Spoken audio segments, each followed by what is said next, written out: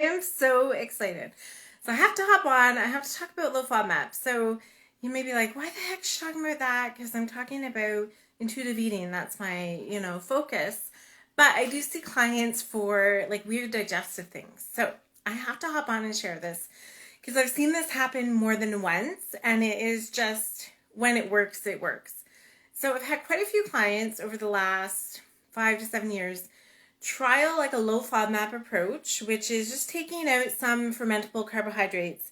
That if something's happened in the gut, like stress, travel, long-term stress, things can change in the gut, and the good bacteria is not going to be there in the right amount, and the ability of our body to respond to the fermentation in different carbohydrates might change.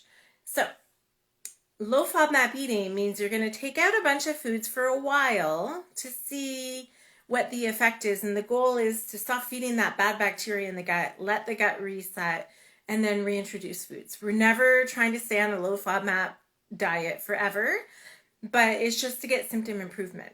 So over the years, I've seen lots of people try it, and most people, if it's going to work, they're like, yeah, wow, like that worked within 2 weeks. I felt amazing.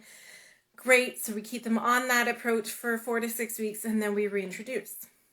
So I had a client today. I just got off the phone with her, and I was super excited. So I opened the chart, and I was like, oh, like she was so frustrated last time. I spoke to her like, I don't know, at some point in the last 6 months we had chatted, and she had these symptoms, and it was gas and bloating and just not feeling well and weight gain.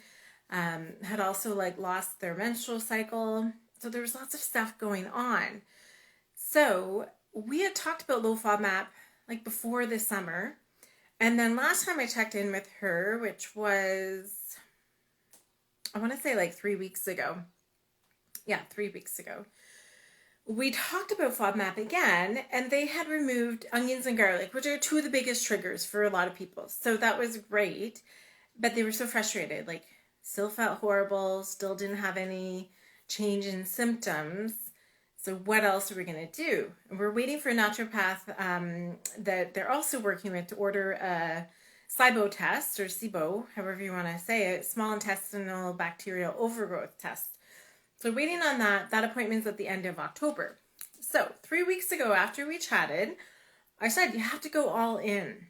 And if you're seeing a GI doctor and they're recommending low FODMAP, but then they're also recommending that you take a fiber supplement from the pharmacy, it's usually contradiction, because often like Metamucil and stuff or Benefiber will have FODMAP ingredients in them.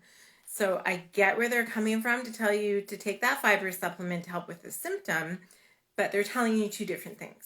So that's just an aside. So what happened in the 3 weeks since we chatted last, this client went 100% low FODMAP. They said like after the first day, second day, they were like, oh, I just want to eat all the things that I like. FODMAP doesn't remove necessarily just the things that you like.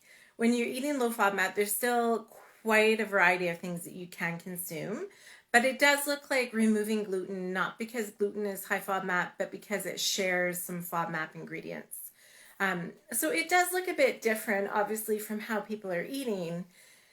But I always preface it with saying it's like short-term pain for long-term gain. Well, let me tell you, when I said, yeah, I'm just calling to follow up to see how things went, she was like, wow, I did it. I did 100% low FODMAP. In 3 weeks, she lost 10 pounds, which is not the goal. The goal is to get her symptoms under control. Her bloating's gone. She feels better, and she's had her cycle for the first time in like months. So there you go. If you do it and you do it correctly, it works. So you've got to go all in. You've got to look at medications, gum, flavorings, and water. I've had some clients before that have added, some of those flavorings to get their water to taste better. Crystal Light, I think, had, it was a fiber one, and it had inulin fiber, which is from the chicory plant, which is high FODMAP. So all that to say, I've seen it happen more than once in the last 6 months where people kind of dabble in FODMAP, not enough. Then when they go back and they really do it, if it's going to work within 2 weeks, you're going to see results. You're going to feel better. She's like, yeah, my brain feels better. I have less, like, I can focus more because she feels better and all that energy isn't going to like do whatever that stomach was doing, right? So that's my message today.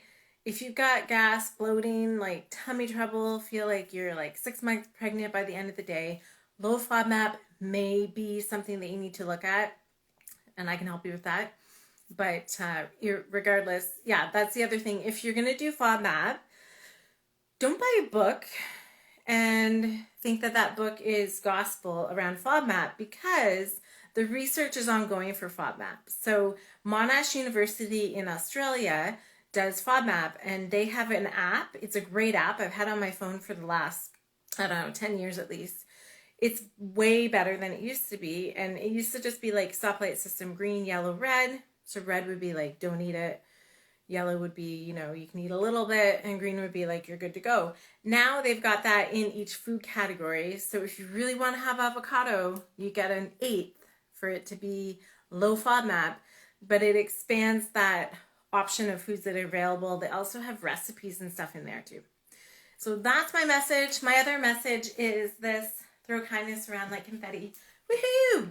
Anyways, that's my Tip Tuesday. If FODMAP's not working, either it's not going to work for you and we've got to look at something else, or you're not doing it 100% and we have to revisit that. All right, guys, I hope that you have a great day, and thanks for watching.